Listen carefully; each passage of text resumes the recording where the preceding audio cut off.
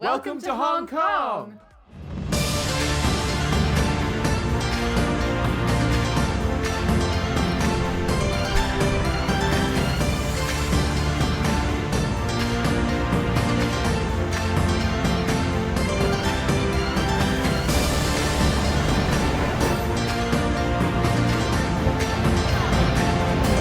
Good morning, so we're on day 4 of Hong Kong now as well. Today is the day we leave Hong Kong later today to go to New Zealand. Getting up early and we're going over to Hong Kong Island side and we're going to head straight for Hong Kong Park this morning.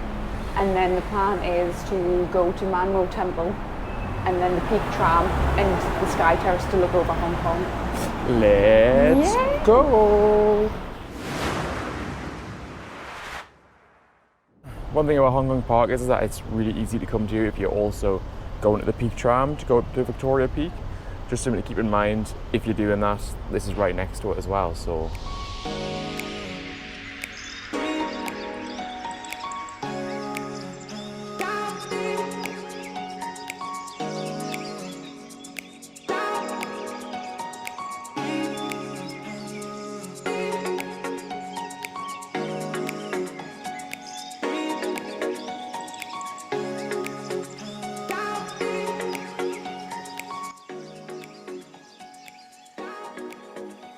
So one thing that they don't tell you in Hong Kong Park is that this place is hilly. It's very up and down, all over the place. I mean, we've started off over at the MTR Admiralty Station and we are around at the Olympic Square now. So probably been walking for like 5-10 minutes. It's not very big. You can get around it pretty quick, but it is pretty hilly. So, you know, be ready. Get your hiking shoes on. You know what I'm saying? Look guys, this is what I mean. You know, the other day when we were going to that Big Buddha in the other vlog, and I was saying I feel like Po from Kung Fu Panda. I once again feel like Po from Kung Fu Panda. I hate stairs. So once you make it up those stairs, you can go up even more. A pretty cool spiral staircase up to what is the vantage point in Hong Kong Park. Looks pretty impressive up there though. You are pretty high, so you might get quite a good view. A whole 105 steps. We're going to count them to make sure it actually does have 105 steps. Let's go! And we made it.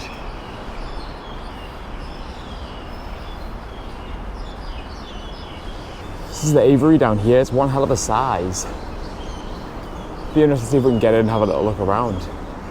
But yeah, this is the vantage point. There was 105 stairs. They weren't kidding. It wasn't as bad as I thought. It looks worse than what it is. Cool view of Hong Kong up here. So unfortunately the aviary doesn't open till 9 o'clock. This is it here. So the aviary and the conservatory open at 9 a.m. in Hong Kong Park. So if you are here, just keep that in mind. We're just heading over to Man Mo Temple now. We decided to get a bus instead of walking because it was about a 23-minute walk. And I think with the time we've got this morning, we might be pushing it a bit if we went for the walk option. But the bus is really easy to use. You just use your octopus card like you do on the underground.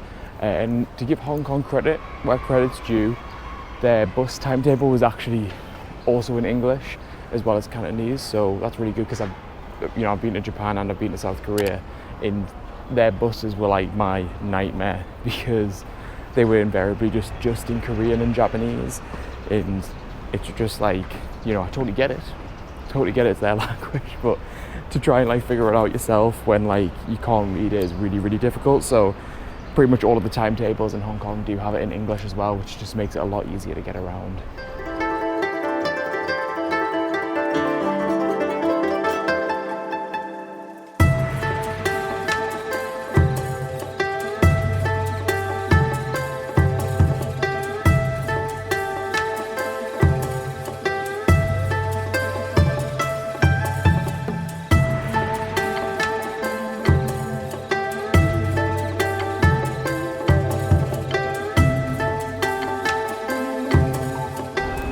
So we've just left Man Mo Temple, which was just behind us there. And as you come out Man Mo Temple, just come down the steps straight away. And it's an 8-minute walk to go to the central escalators.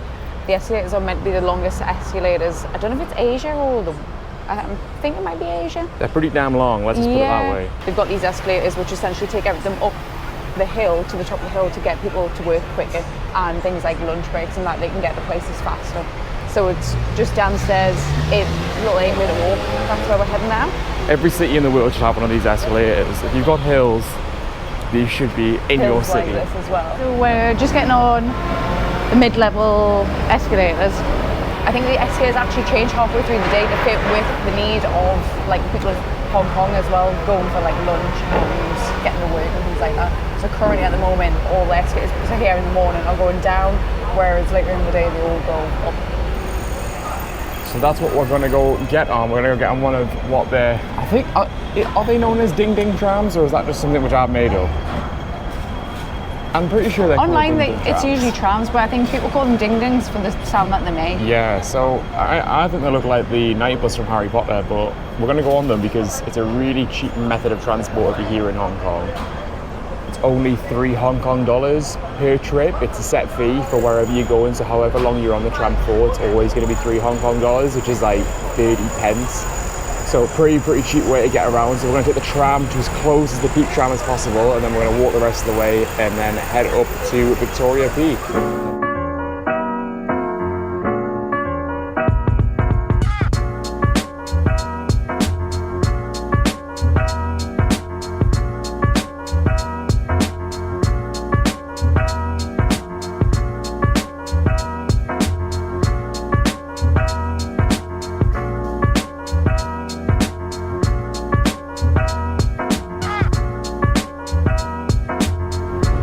So we've just gotten off the tram, and it is the exact change you use rather than an octopus card. So make sure you've got it's exactly $3 Hong Kong.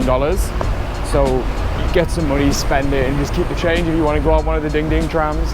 At least then, you just drop it into a little box as you're leaving the front of the car. It's about an 8-minute walk to the Victoria Peak Tram. So we're gonna head over there now, get to the top, and by that time, the viewing point at the top should be open as well.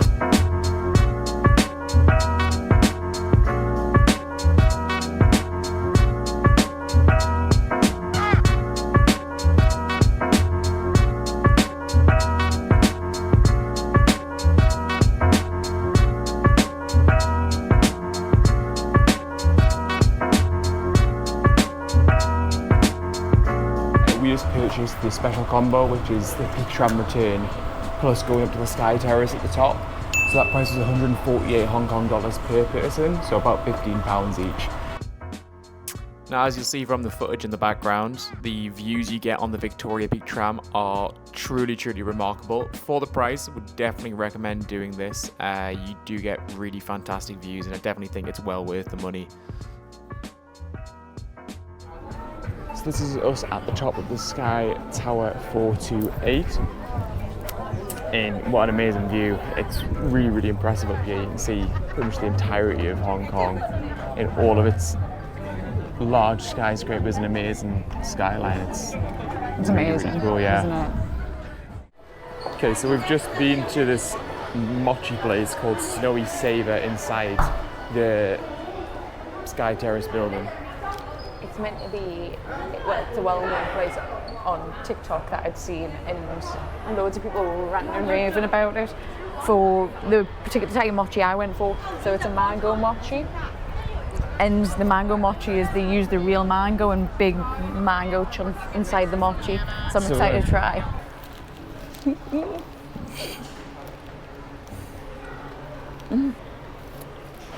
Ooh, look at that mango. Wait, give you a real opinion of the mochi now. It wasn't good. No, the mango was nice, but as I had more of the actual mochiness, I don't know.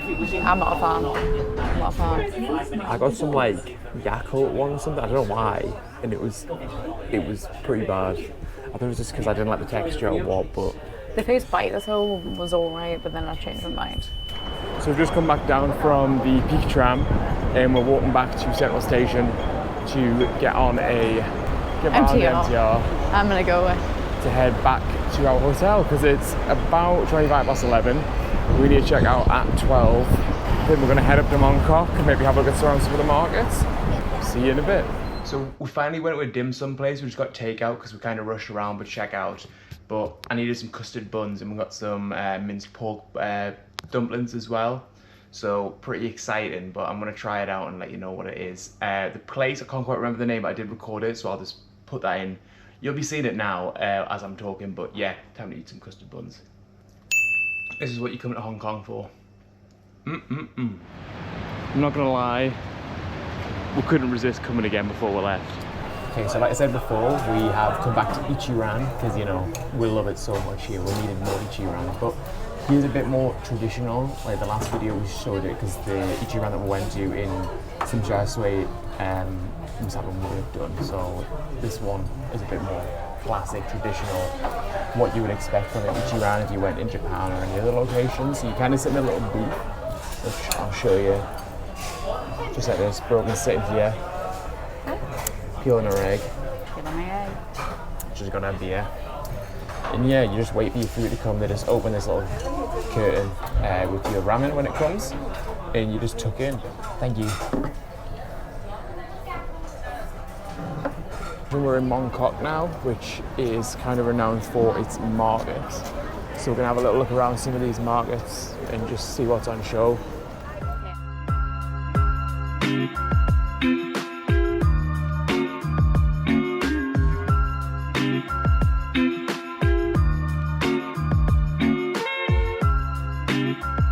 Also go to another section of Mongkok known as Goldfish Market. Personally, we weren't big fans of this though. Essentially they had animals, goldfish, dogs, rabbits, all in glass containers or in little containment areas. We weren't big fans. If you want to go see it though, it's there for you guys. Okay, so we've headed out from Mongkok now, had a little look around there, got Ichiran, had a look through the markets. However, we've come back to Hong Kong side, and we haven't crossed from Hong Kong to Kowloon or Kowloon to Hong Kong via the ferry. We're going to do the Star Ferry back to Kowloon side before picking up the bags and going to the airport. So to get to the Star Ferry from Hong Kong Island side, you can either get off at the Hong Kong MTR station or you can get off at Central and you can walk along this long pathway which leads you pretty much straight to the waterfront and to the pier that you get on the Star Ferry. So we're on the Star Ferry now. Oh, and we're going already. That was really quick. Like literally gone through the gates and on the boat. Going through as well, it's $5 Hong Kong dollars per adult, which is like 50 pence. It's very, very cheap. I think it's the cheapest form to get across. It's obviously definitely not as quick as the MTR, but no, but it's a bit nice. It's nice if you want something more leisurely and the experience as well. Yeah, if you want a bit of a chill, and the views you get out the windows are you know, fantastic as well. So definitely would recommend coming on the Star Ferry just with the price. Yeah. It's a bit of a no-brainer if you're here, just go on it at least once. And I think you can line it up as well on a night time to do at the same time as the Symphony Lights. So if you pick the time just before 8 PM on the Star Ferry, you can be actually on the water crossing to watch the Symphony Lights. Yeah. So that could be a cool way to watch it instead of being at the Avenue of Stars. So, like I said, options for you.